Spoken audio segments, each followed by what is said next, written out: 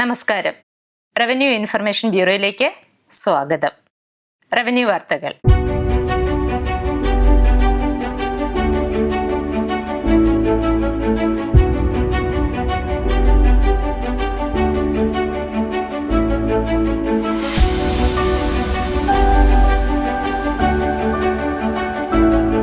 പ്രധാന വാർത്തകൾ.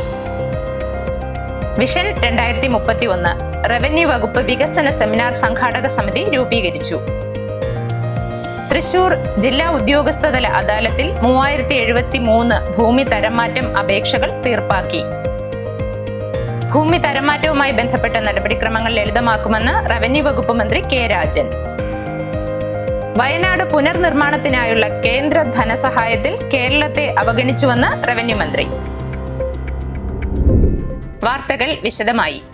റവന്യൂ വകുപ്പ് സംഘടിപ്പിക്കുന്ന വിഷൻ 2031 വികസന സെമിനാറിന്റെ സംഘാടക സമിതി രൂപീകരണ യോഗം റവന്യൂ ഭവന നിർമ്മാണ വകുപ്പ് മന്ത്രി കെ രാജൻ തൃശൂർ ജില്ലാ സ്പോർട്സ് കൗൺസിൽ ഇൻഡോർ സ്റ്റേഡിയത്തിൽ ഉദ്ഘാടനം ചെയ്തു.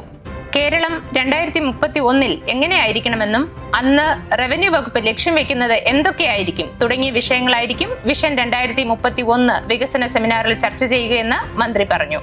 കേരളത്തെ ആധുനികവൽക്കരണത്തിലേക്ക് കൊണ്ടുപോകുന്നതിനായി ഏതെല്ലാം വിധത്തിലുള്ള നിയമനിർമ്മാണങ്ങളും ഭരണപരിഷ്കാരങ്ങളും ആധുനികവൽക്കരണങ്ങളും വേണം എന്നീ കാര്യങ്ങൾ കൃത്യമായി അഭിസംബോധന ചെയ്ത് റവന്യൂ വകുപ്പിന്റെ വിപ്ലവകരമായ മാറ്റത്തിന് വഴി തുറക്കുക എന്നതാണ് ഈ സെമിനാറിന്റെ ലക്ഷ്യം.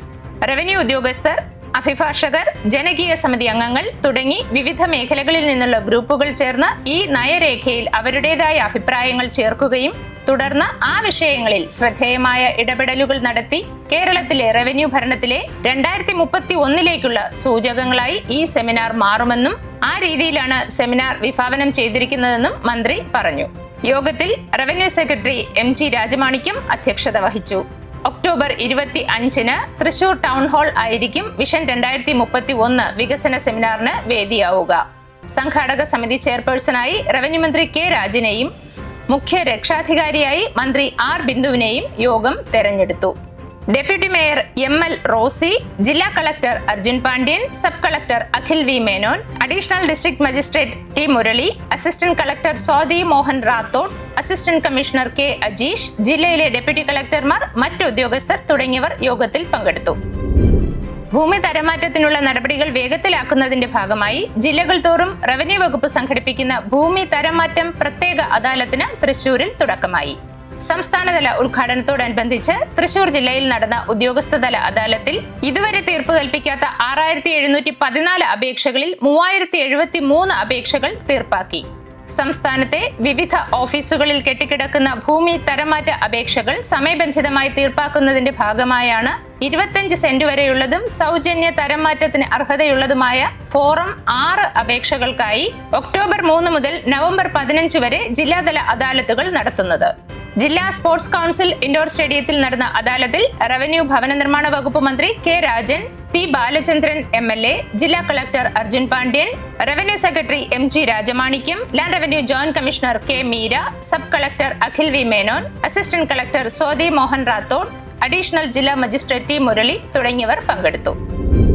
ഭൂമി തരംമാറ്റവുമായി ബന്ധപ്പെട്ട എല്ലാ നടപടിക്രമങ്ങളും ഏറ്റവും ലളിതമാക്കുകയും എന്നാൽ നെൽവയൽ തണ്ണീർത്തട നിയമത്തിന്റെ അന്തസ്സത്ത് ഒരു വിധത്തിലും ചോരാൻ അനുവദിക്കാത്ത രീതിയിൽ നമ്മുടെ സംവിധാനത്തെ ഉറപ്പിച്ചു നിർത്തുകയും ചെയ്യേണ്ടതുണ്ടെന്ന് റവന്യൂ ഭവന നിർമ്മാണ വകുപ്പ് മന്ത്രി കെ രാജൻ.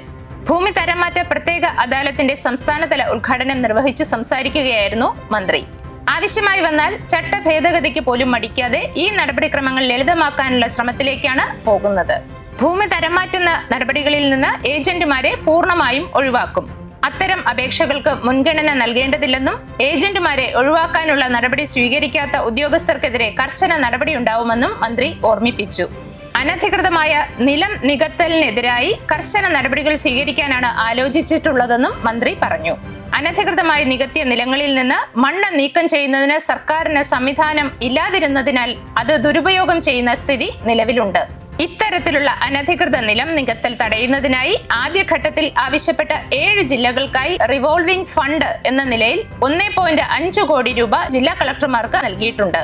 അനധികൃതമായി നികത്തിയ പാടം കൃഷിയോഗ്യമാക്കി നൽകാൻ ഉടമ തയ്യാറാവാതെ വന്നാൽ ആ മണ്ണ് സർക്കാർ ചെലവിൽ എടുത്തുമാറ്റുകയും അതിനായി ചെലവായ തുക ഭൂമിയുടെ ഉടമസ്ഥരിൽ നിന്ന് റവന്യൂ റിക്കവറി വഴി റിവോൾവിംഗ് ഫണ്ടിലേക്ക് ചേർക്കുന്ന രീതിയിലുള്ള സംവിധാനമാണ് ആലോചിക്കുന്നതെന്നും മന്ത്രി പറഞ്ഞു. തരം മാറ്റത്തിന്റെ ഭാഗമായുള്ള അദാലത്തുകൾ സ്ഥിരം സംവിധാനമാക്കണമെന്നും മന്ത്രി കൂട്ടിച്ചേർത്തു. RDOയുടെ നേതൃത്വത്തിൽ RDO ഓഫീസുകൾ കേന്ദ്രീകരിച്ച് മാസത്തിൽ ഒരിക്കലെങ്കിലും അദാലത്തുകൾ നടത്താനുള്ള സംവിധാനം ഉണ്ടാക്കണം.